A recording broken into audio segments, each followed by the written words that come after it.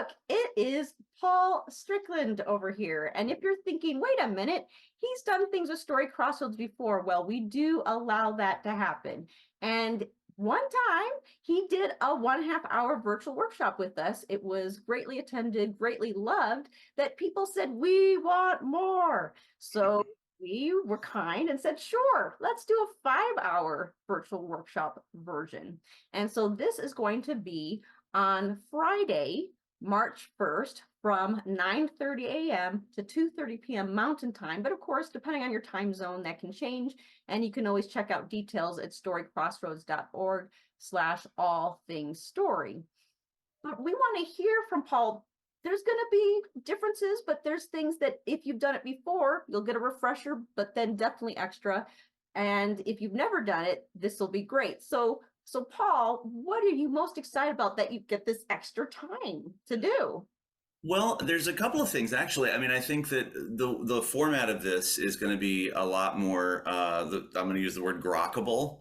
There's going to be a lot more time to sort of dig in a little bit to some of the more theoretical concepts and take them from the theoretical to the applicable, like to actually have the participants think for themselves for a moment, okay, how would I use that theoretical technique in one of my own stories? And then hopefully there'll be time in this workshop setting to have several examples where someone will perform just a 2 or 3 sentence piece, and we can kind of adjust the way that the techniques are applied to that, both in a performance aspect and in a compositional way as well, like so the way it's written, but also the way that it's performed.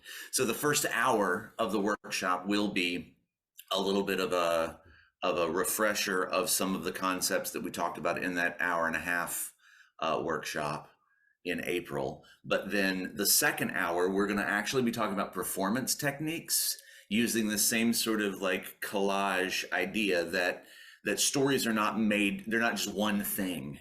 That actually they're made up of so many different exciting and interesting and adjustable, creatable parts.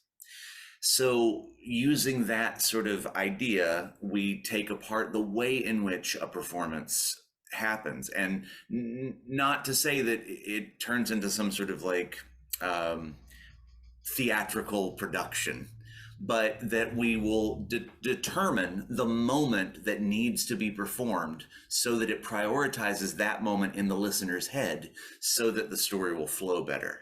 And so that's what we'll do the second hour. And then the final 2 sections of the workshop will be mostly application, kind of in a masterclass setting, such that people will take an example and we will then work through ways to adjust certain portions of that example for the betterment of the piece. And if we run out of examples, then I'll tell a story and then we'll analyze it. Well, I don't think we'll run out of examples, but people might just simply want to hear you tell stories too. So you'll just have to balance and see how. Yeah, we'll figure it out. Figure it out. It'll be a collage of examples. Oh, I love it. Right? Yeah. Now, what's interesting about this is that yes, absolutely, virtual live will be the best. So if suddenly you're like, wait a minute, I work on Fridays. Well, I'm telling you right now, see if you can get that day off. That will be the best experience. However, if you're like, oh, I can't, they need me and we're shorthanded or whatever it may be, this is recorded. So your registration, whether or not you attend virtual live, you get that recording. And I know that Paul will do his best to acknowledge that you may be one of those people who are listening. And so don't have that stop you to enjoy this experience and still, gaining from the experiences of the other people who are trying to apply. Because I think with 1.5 hour workshop, you get to know the skills, but the 5 hour, you get to play with it more. And it's not like it'll be a finished product at all, but it will be something moving forward. Because the danger is after a 1.5 hour workshop is you've learned this great stuff. And then if you don't do something the next 72 hours, then all this excitement can kind of, so this is your opportunity to do this. Now, this is a technique that I have not seen a ton of storytellers do, Paul. Hmm. And so, and I think you've probably shared this with people before, but you personally, how you suddenly came to this collage technique itself, why were you so drawn to it yourself personally, not just the big picture? I just want to know more, like with you. Yeah. I mean, I do think a lot of storytellers use this technique, just not explicitly, you know? And I think there's a lot of ways to apply the technique, which is why I think it's actually so useful to sort of share.